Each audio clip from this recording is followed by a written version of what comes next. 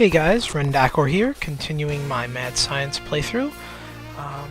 I have done a lot of work since last video, but none of it was really entertaining, so I cut most of it. But here is the new pipe I ran. This goes all the way from my old house, which is over there, and it goes all the way out to where we have the quarry and the pumps and stuff. And I haven't finished laying minecart track, but I do need to do that, but I don't feel like wasting any more iron.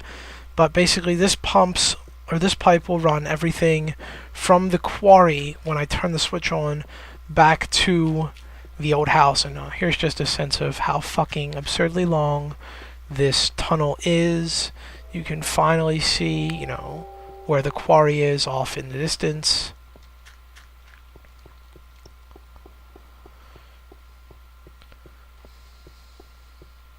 Alright, so here's like a little window to kind of peer down into the quarry. You can still see that it's moving, it's still going.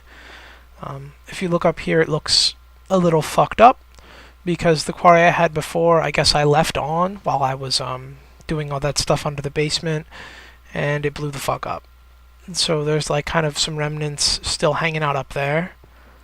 That's what all that mess is up there. But so I just moved it down here, and I've had some pretty good progress.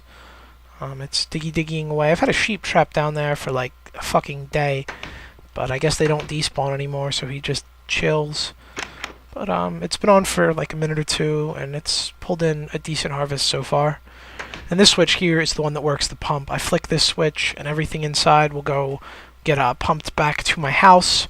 As you see, we've got two pipes now running back into the house. We've got the one bringing oil in the top and the one bringing water in the side, and with both of them there, the fuel or the oil and the water levels both stay pretty consistent, and I haven't seen the mine get, or the engine get, any hotter than green.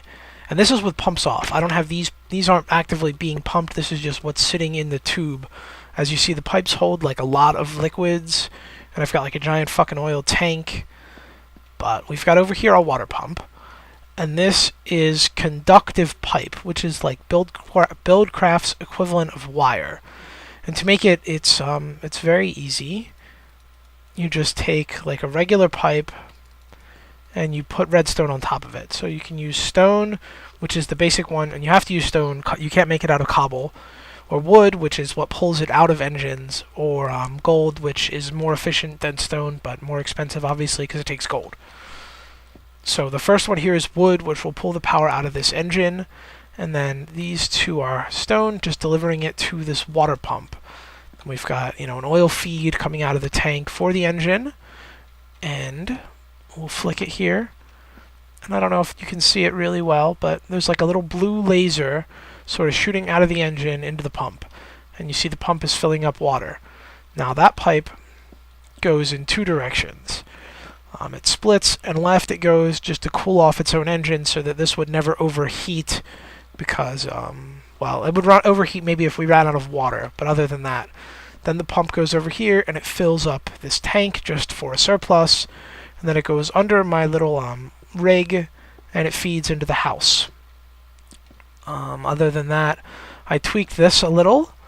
I was just using the steam engine to pump oil, but I replaced that with a bunch of redstone engines, again, conductive pipes.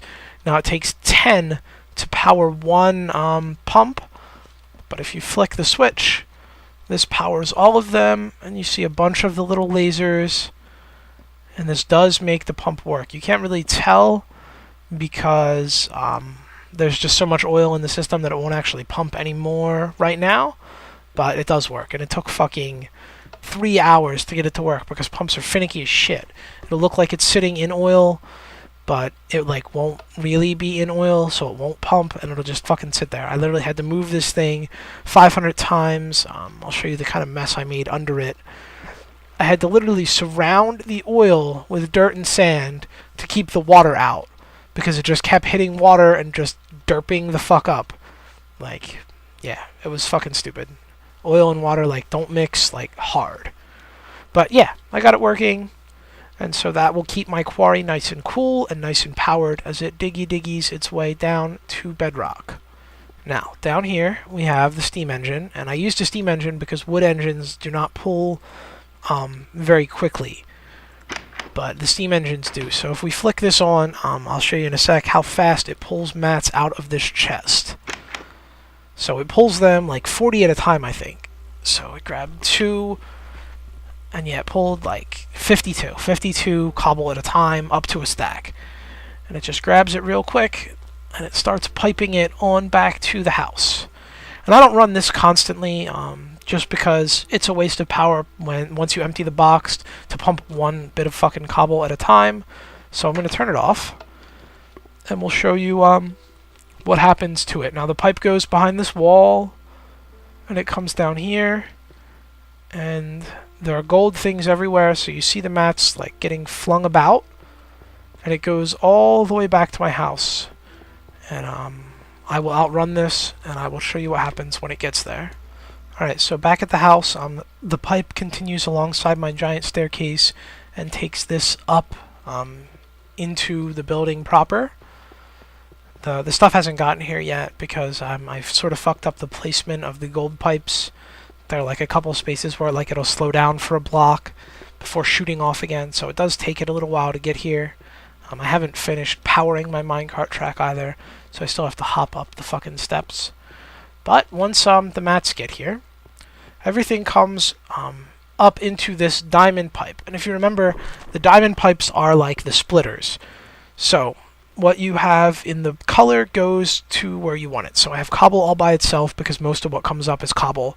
I have sand and sandstone because the quarry was in a desert and I didn't really want them mixing. And then dirt, and really I should put these 3 together because there just isn't enough of any of them anymore now that I'm not near the top. And then we've got the ores separate. Black, there's nothing because that's like where we're coming from. And then red is anything else. So this would be like gravel, coal, diamonds, flint, and that's really about it. There's not much else. Redstone, I guess. That would all go to the red side here. Now, the ore, I will show you where that goes in a sec because that's sort of the interesting part. But the cobble feeds into here. And then this is the sandstone, like I said. Not much because we're not at the surface anymore. Here's the dirt. And then this is the miscellaneous. I empty them pretty frequently, so that's why there's not much in there. The ores are the gray one, so they go up. And they go into my basement. Well, I guess into basement level 1, which is my little macerator smelting structure. And they come in right here, and they follow this pipe around, and they shoot into the overflow chest. Now, when we click the whole mechanism on, they'll get pumped back out of here, and into the macerator, and then over here into the furnace, and up into the appropriate chest up top. Now, this is a little messy, and we're going to clean this up with some more diamond pipes, because there's sort of a problem like right here, where everything feeds back around over and over again, and you're just using way too much power just to dump stuff in and out. So I'm going to try to figure a way out to fix this up and make it so that if you accidentally send something like from the top house chest or whatnot in here, that this doesn't take, like, say a dust gets dropped into the house chest. You would just have one dust floating around here forever and ever. And I want to try to figure out a way to sort of take it out of the system and dump it into like a box where it can like wait. Alright, so to fix the problem, we're going to add in a diamond pipe right here. And this way, anything that gets sucked up by the obsidian pipe that overflows from the macerator will get sorted in this diamond pipe. And we're going to put a chest here so that it will either feed into this chest, which will then, cycle back around, or if it's not something we want in here, it will feed down into this one. So, to the red side, yes, red is where we want.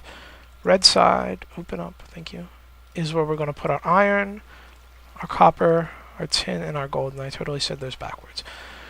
So yeah, those are going to go to the red side, and everything else is going to go to gold. Now, another thing I could add in the future is I could put in another pipe going a different way to bring dust directly to the furnace, but this is already sort of a mess, and I would probably have to go like into a basement, like into the floor, to do that, and frankly, I just don't feel like it right now.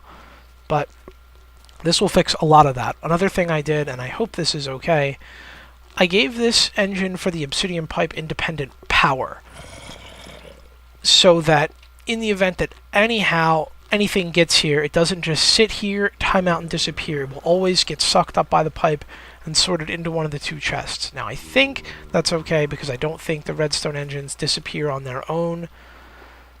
And considering that, I'm going to switch this system then back up, because I had changed how this was originally. I don't like this going into the chest. I wanted to try to go directly into the macerator because these should all be valid inputs. Okay, so yeah, now all the iron, gold, copper, and tin will come directly up, and they'll get pumped into the macerator, and they'll just macerate automatically, and then if they overflow, this will scoop them up, and we'll deposit them in the chest here, like so. And then when we turn the mechanism on, it'll pull from this, and it'll go directly back around, and it will be very good. Nice and automated.